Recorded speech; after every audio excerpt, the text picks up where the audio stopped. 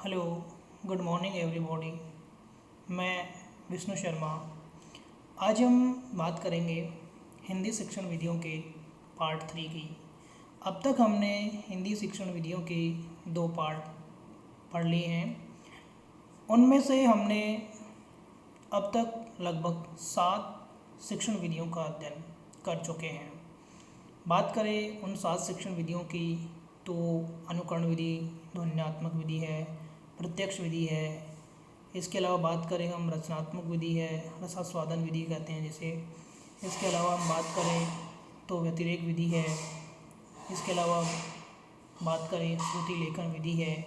इस तरह कुल मिला के हमने अब तक 7 शिक्षण विधियों का अध्ययन कर लिया है। इसी क्रम को आगे बढ़ाते हुए आज हम शिक्षण विधियों की जो अगला क्रम है या जो आगे की शिक्षण विधियां हैं उनका अध्ययन करेंगे। तो चलते हैं हम अगली शिक्षण विधि की बात करें तो नंबर 8 की जो शिक्षण विधि है वो है भाषा संसर्ग विधि। देखिए, भाषा संसर्ग विधि को हम अव्याकृति विधि भी कहते हैं। भाषा संसर्ग विधि एक मनोवैज्ञानिक विधि होती है और इस विधि के अंदर तार्किकता की कमी होती है, क्योंकि इस विधि के अंदर बालक को जो ज्ञान दिया जाता है उसमें व्याकरणिक ज्ञान प्रदान नहीं किया जाता है। बात करें भाषा संसर्ग विधि तो भाषा संसर्ग विधि प्राथमिक कक्षाओं के बच्चों के लिए उपयोगी विधि मानी जाती है। इस विधि के अंदर बालक को बिना वर्णमाला के ज्ञान करवाए सीधे ही शब्दों का ज्ञान दिया जाता है। यानी कह सकते हैं कि बालक को बिना व्याकरण के अनुभव के सीधे ही रचनात्मक आधार पे या रचना के द्वारा बालक को शब्द और वाक्यों का ज्ञान करवा दिया जाता है, जिससे बालक कम से कम समय में पढ़ना और बोलना सीख जाता है। अब बात करें सबसे पहले भारत में इसके विकास की, तो भारत में सबसे पहले इस विधि का प्रयोग 1992 में लोक जुम्बिश परियोजना के माध्यम से किया जाने लगा या शुरू हुआ। वर्तमान समय में अगर बालक को कम से कम समय में पढ़ना और लिखना सिखाना है तो इसके लिए हम भाषा संसर्ग विधि का प्रयोग करते हैं। बात करते हैं भाषा संसर्ग विधि के गुण की, तो सीधा सीधा आपको समझ में आ गया होगा कि अगर बालक को शब्दों का ज्ञान शीघ्रता से देना है या बालक को शीघ्रता से शब्दों का ज्ञान सिखाना है या उनमें ज्ञान पैदा करना है शीघ्रता से शब्दों का, तो हम भाषा संसर्ग विधि का प्रयोग करते हैं। आगे हम बात करें, बालक कम समय में क्या करता है, पुस्तकों को पढ़ना भी सीख जाता है। तो ये दोनों गुण हैं भाषा संसर्ग विधि के। अब बात कर लेते हैं कि भाषा संसर्ग विधि के दोष क्या होते हैं। तो देखिए, सबसे बड़ा दोष ये होता है कि बालक बिना वर्णमाला के शब्दों का ज्ञान नहीं सीख सकता है या उनका बिना वर्णमाला के ज्ञान के शब्दों का सीख पाना संभव नहीं है। आगे दोष की बात करें तो ये है कि इस विधि के अंदर बालक को व्याकरण ज्ञान नहीं मिल पाता है या वो व्याकरण का ज्ञान नहीं सीख पाता है। ये दोनों ही दोष माने जाते हैं भाषा संसर्ग विधि के। इसी क्रम को आगे बढ़ाते हुए हम अगली विधि की बात करते हैं, तो वो विधि है समवाय विधि। देखिए, समवाय का मतलब होता है सहयोग, इसलिए समवाय विधि को हम सहयोग विधि भी कह सकते हैं। समवाय विधि को अगला नाम दें तो समवाय विधि को हम जीवन केंद्रित विधि भी कह सकते हैं। समवाय विधि की व्यवस्था के अंदर एक बालक को सामाजिक, धार्मिक, औद्योगिक क्षेत्रों को सम्मिलित करते हुए शिक्षा प्राप्त की जाती है। इसके द्वारा बालक शिक्षा प्राप्त करने के बाद अपने सामाजिक जीवन में तथा व्यवहारों को समझते हुए जीवन में संतुलन का स्थापना कर पाता है या जीवन में संतुलन स्थापित कर पाता है। सर्वप्रथम इसका विचार की जो दिया है समवाय विधि का, वो 19वीं सदी के अंदर फोरवेल के द्वारा दिया गया था और उन्होंने इस विधि को जीवन केंद्रित विधि माना। उनके विचारों के बाद 20वीं सदी के अंदर जॉन डेवी आए और उन्होंने समवाय विधि को सामंजस्यकरण की शिक्षा माना। उनका मानना था कि सामाजिक वातावरण में यदि संतुलन बनाए रखना है तो वह सामंजस्यकरण की विधि के माध्यम से ही हो सकता है। इसी क्रम में आगे फिर जॉन डेवी के विचारों से प्रभावित हुए और थॉर्नडाइक है, स्किनर है, गेट्स है, आदि जो विद्वान हैं उन्होंने भी समवाय विधि के विचारों को अपनाया और उन्होंने कहा कि तत्कालीन वातावरण तथा समसामयिक जो परिस्थितियां हैं उसको ध्यान में रखते हुए इस शिक्षा के व्यवस्था में समवाय विधि को अपनाना चाहिए। इसी प्रकार भारत के दार्शनिक हुए महात्मा गांधी, उन्होंने भी बुनियादी शिक्षा या बेसिक शिक्षा के अंदर समवाय विधि को अपनाया है। बेसिक शिक्षा हो या बुनियादी शिक्षा हो, दोनों जो शिक्षा है वो एक ही है, ठीक है। उसके अलग अलग नाम हो सकते हैं, बेसिक शिक्षा या बुनियादी शिक्षा गांधी जी के द्वारा दी गई थी। इसको हम वृद्धा योजना के नाम से भी जानते हैं। तो इस योजना के अंदर भी उन्होंने जीवन केंद्रित विधि को ही माना है कि बालकों को ऐसी शिक्षा दी जाए या इस विधि के माध्यम से शिक्षा दी जाए कि उनको अपने सामाजिक धार्मिक जीवन के बारे में भी पता चले, ठीक है।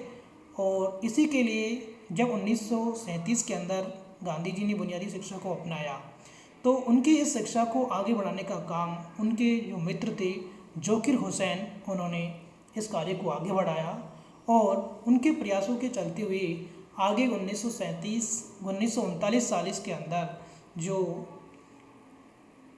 समवाय विधि है इसको भारतीय शिक्षा के अंदर शामिल कर लिया गया। इसी क्रम में आगे हम अगली विधि को लेते हैं, वो है सैनिक विधि। देखिए, सैनिक विधि को हम भाष्य विधि भी कहते हैं, सैनिक विधि को हम स्मरण विधि भी कहते हैं, सैनिक विधि को हम स्वर्ण भाष्य विधि के नाम से भी जानते हैं। बात करें तो द्वितीय विश्व युद्ध के समय जब अमेरिका के अंदर सैनिकों की कमी आ गई थी तो उस समय अमेरिकी सरकार ने कई सैनिकों को सेना में भर्ती कर लिया, लेकिन वे कई सैनिक उनमें से क्या थे, अनपढ़ थे। यानी जब आवश्यकता थी सैनिकों की तब उन्होंने अनपढ़ सैनिकों को भर्ती कर लिया अपनी सेना में, लेकिन जब युद्ध समाप्त हो गया तो उसके बाद में उन्होंने विचार किया कि अब हम इन सैनिकों का क्या करें। तो उनको निकाल नहीं सकते थे और वो अनपढ़ थे तो अपने विचारों का संप्रेषण भी नहीं कर सकते थे। तो इसलिए अमेरिका के सरकार के अंदर जो सैनिक अधिकारी थे उन्होंने पेज और ब्लूम नामक जो विद्वान थे उनके विचारों को आधार मानते हुए या उनके विचारों को आधार मानते हुए एक प्रशिक्षण कार्यक्रम चलाया और उसका नाम था ASTP यानी आर्मी स्पेशलाइज्ड ट्रेनिंग प्रोग्राम। ये चलाया गया और इसके माध्यम से उन्होंने क्या किया कि जो अमेरिका के अनपढ़ सैनिक थे उन अनपढ़ सैनिकों के 15 और 20 सैनिकों का ग्रुप बना लिया और उन 15-20 सैनिकों के ग्रुप को मौखिक रूप से भाषा पढ़ना सिखाया जाता था कि मौखिक रूप में आपको भाषा कैसे पढ़नी है, कोई अगर बोले तो उसके विचारों को समझना कैसे है, ये उनको मौखिक रूप से सिखा दिया गया। तो तब से ही सैनिक विधि का प्रचलन हो गया और आज भी मौखिक रूप में यदि शिक्षा दी जाती है तो वह विधि सैनिक विधि, स्मरण भाष्य विधि या फिर स्वर्ण भाष्य विधि के नाम से जानी जाती है। तो ये थी सैनिक विधि। इसी क्रम में आगे हम बढ़ते हैं तो अगली विधि आती है द्विभाषी विधि। देखिए, नाम से पता लग रहा है द्विभाषी विधि, जैसे कि द्वि और भाषी दो शब्द हैं, द्वि यानी दो और भाषी यानी भाषा, यानी दो भाषाओं की विधि अगर है तो वो है द्विभाषी विधि।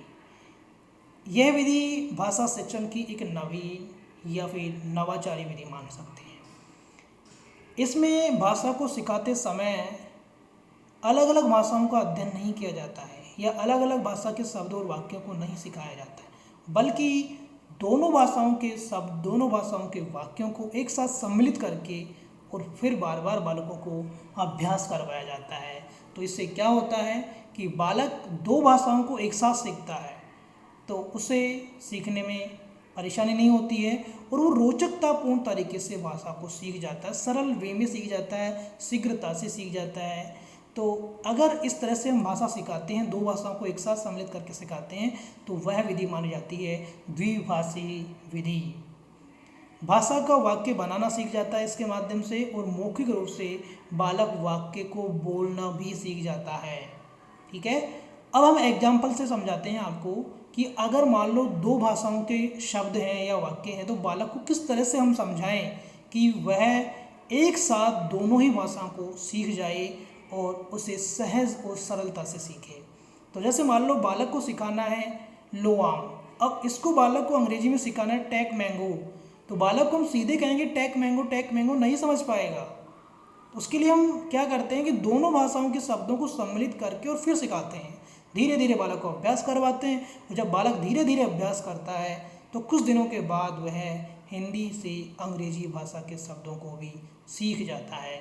जैसे लो आम शब्द है हिंदी का, अब बालक को सिखाना है लो आम, कुछ दिन कहेंगे लो आम, बालक सीख जाएगा कि किसके लिए बात हो रही है।